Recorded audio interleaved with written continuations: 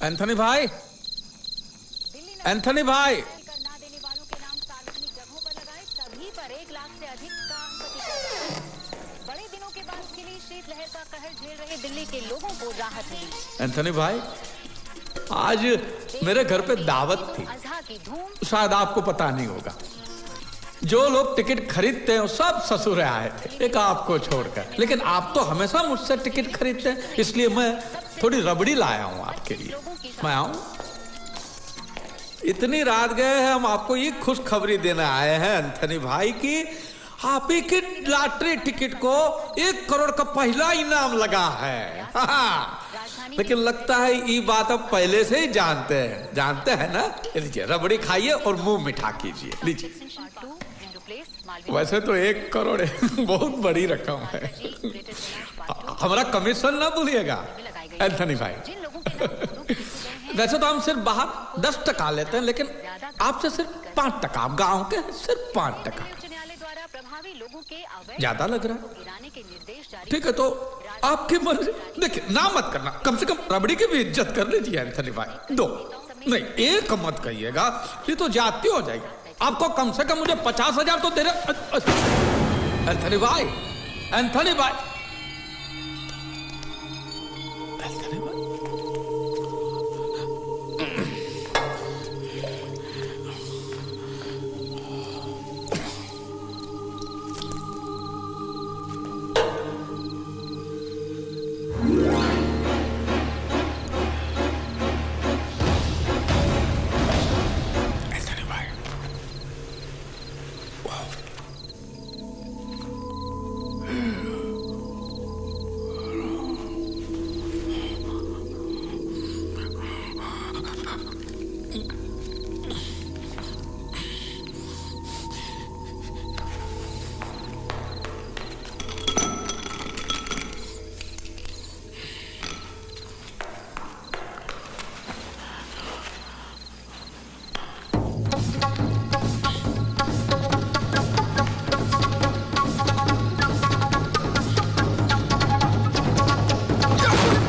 अंजनी भैया, तू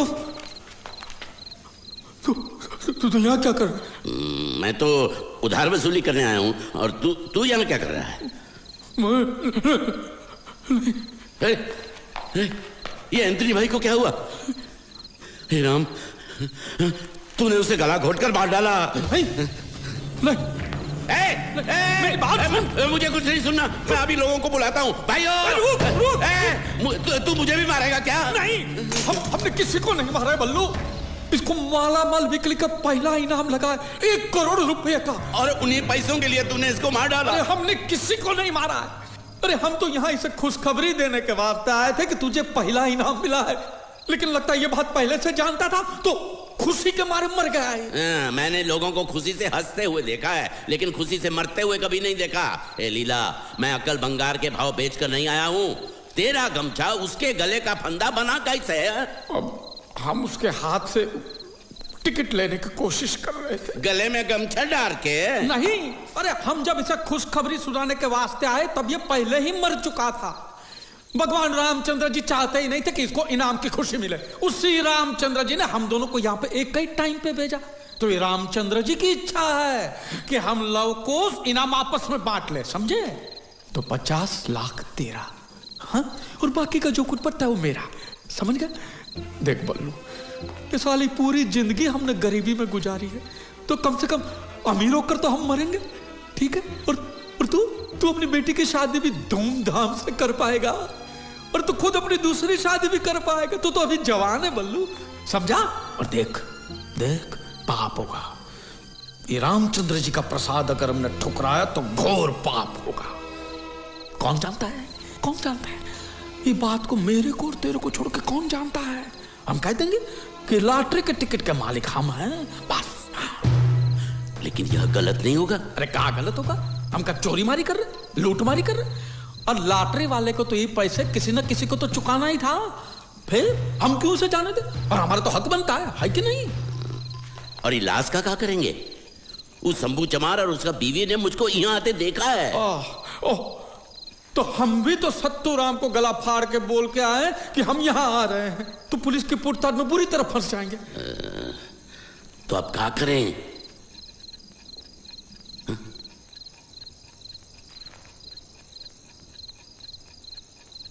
काहे आंखें फाड़ रहे हो?